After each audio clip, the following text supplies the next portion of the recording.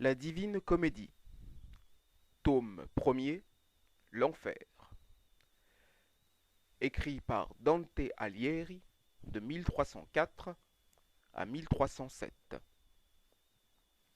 Chant premier.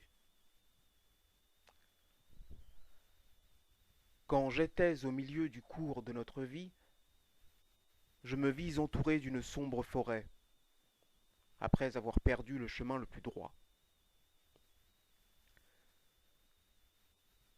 Ah, qu'elle est difficile à peindre avec des mots, cette forêt sauvage, impénétrable et drue, dont le seul souvenir renouvelle ma peur. À peine si la mort me semble plus amère. Mais pour traiter du bien qui m'y fut découvert, il me faut raconter les choses que j'ai vues. Je ne sais plus comment je m'y suis engagé, car j'étais engourdi par un pesant sommeil lorsque je m'écartais du sentier véritable. Je sais que j'ai gagné le pied d'une colline, à laquelle semblait aboutir ce vallon dont l'aspect remplissait mon âme de terreur. Et, regardant en haut, j'avais vu que sa pente resplendissait déjà sous les rayons de l'astre qui monte en tout endroit la route aux voyageurs.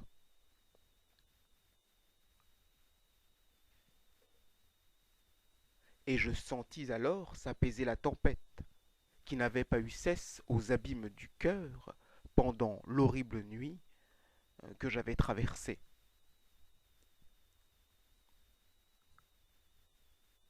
Et comme à bout de souffle, on arrive parfois à s'échapper des flots et, retrouvant la terre, on jette un long regard sur l'onde et ses dangers,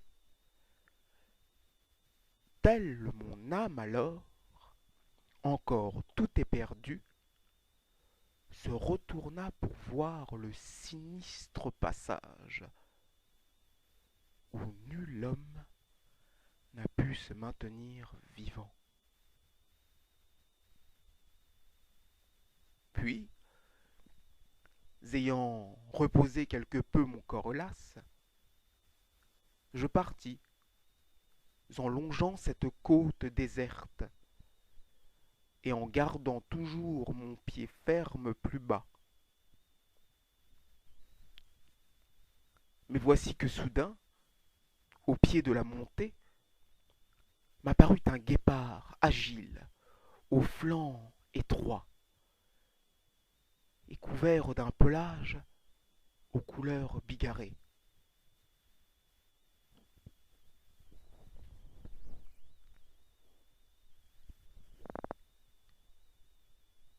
Il restait devant moi, sans vouloir dégarpir, et il avait si bien occupé le passage que j'étais sur le point de rebrousser chemin.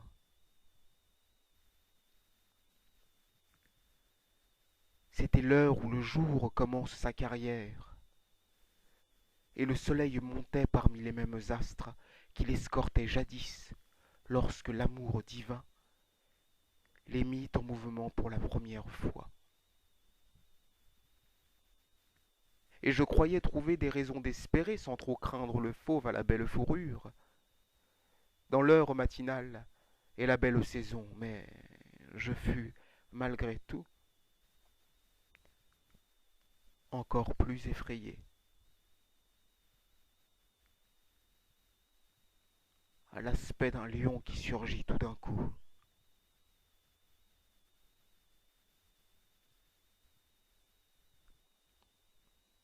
On eût dit que la bête avançait droit sur moi, avec la rage au ventre et la crinière au vent, si bien qu'il me semblait que l'air en frémissait. Une louve survint ensuite, que la faim paraissait travailler au plus creux de son flanc, et par qui, Tant de gens ont connu la détresse. La terreur qu'inspirait l'aspect de cette bête me glaça jusqu'au fond des entrailles,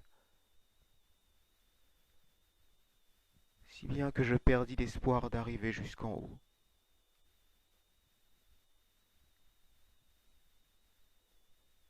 Et comme le joueur, que transportait tantôt l'espoir joyeux du gain, ne fait que s'affliger, se plaint et se morfond si la chance a tourné, telle me fit devenir cette bête inquiète, qui gagnait du terrain et, insensiblement, me refoulait vers l'ombre, où le soleil se tait.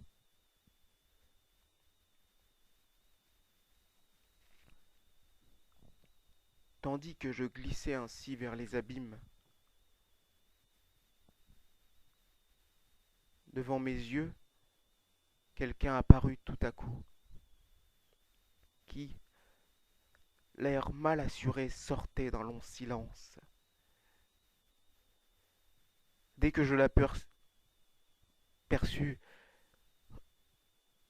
au sein du grand désert,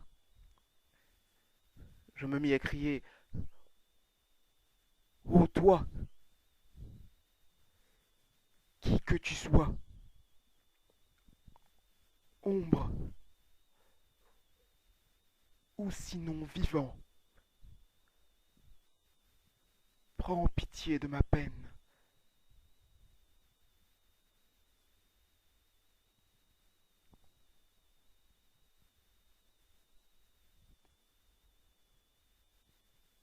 Je ne suis pas vivant, dit-il, mais je le fus. J'étais Lombard, de père aussi bien que de mère. Leur terre à tous les deux avait été Mantoue.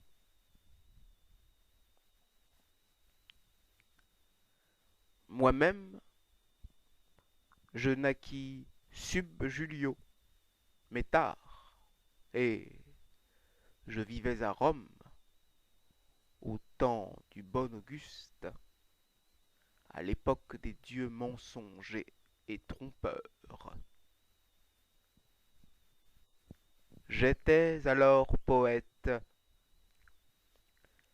et j'ai chanté d'Anchise, le juste rejeton qui s'est enfui de Troie, quand la Grèce eut brûlé le superbe Ilion.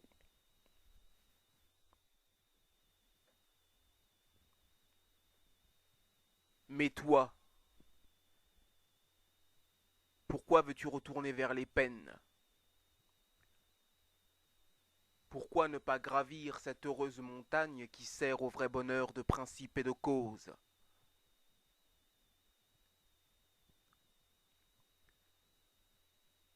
Ainsi donc c'est bien toi, Virgile, cette source qui nous répand de flots, si vaste d'éloquence? Dis-je alors, en baissant timidement les yeux. Toi qui fus l'ornement, le phare des poètes, aide-moi, pour l'amour et pour la longue étude que j'ai mise à chercher et à lire ton œuvre. Car c'est toi mon Seigneur et mon autorité, c'est toi qui m'enseignas comment on fait usage de ce style élevé dont j'ai tiré ma gloire. Regarde l'animal qui m'a fait reculer. Ô fameux philosophe, aide-moi contre lui, car rien que de le voir je me sens frissonner.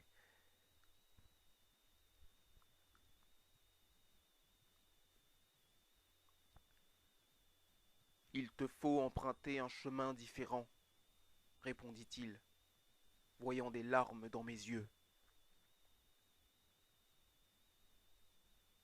Si tu veux t'échapper de cet horrible endroit. car la bête cruelle, qui t'a fait si peur, ne permet pas aux gens de suivre leur chemin, mais s'acharne contre eux et les fait tous périr. Par sa nature, elle est si méchante et perverse qu'on ne peut assouvir son affreux appétit, car plus elle dévore et plus sa faim s'accroît.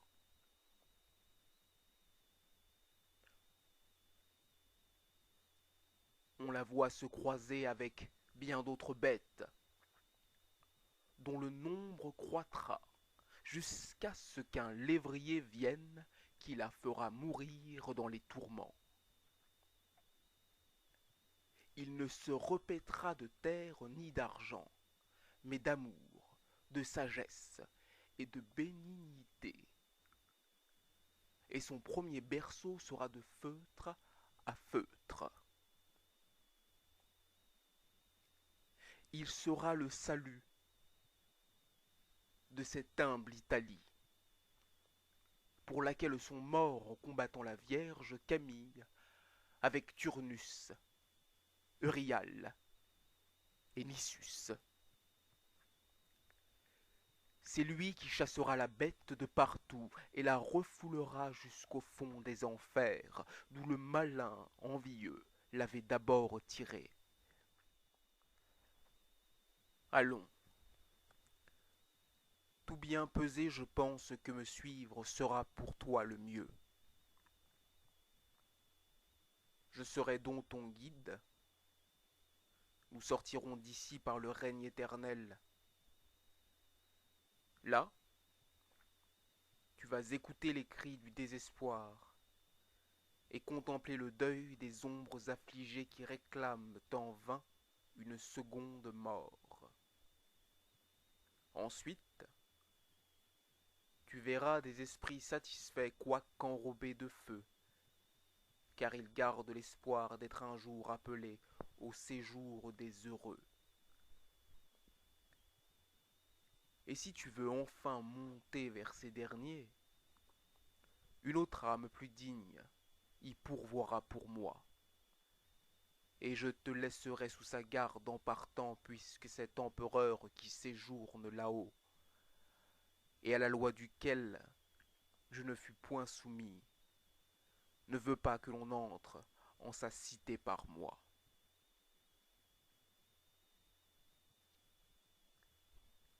Il gouverne partout, mais c'est là-haut qu'il règne. Et c'est là que l'on voit sa demeure et son trône. Ô bienheureux, celui qui l'admet près de lui.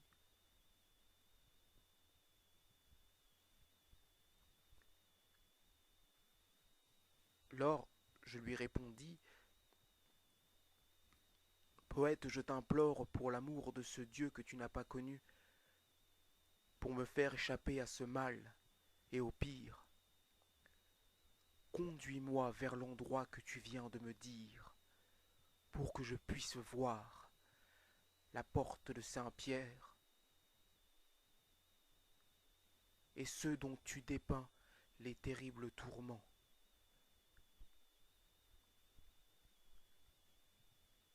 Lors, il se mit en marche, et je suivis ses pas,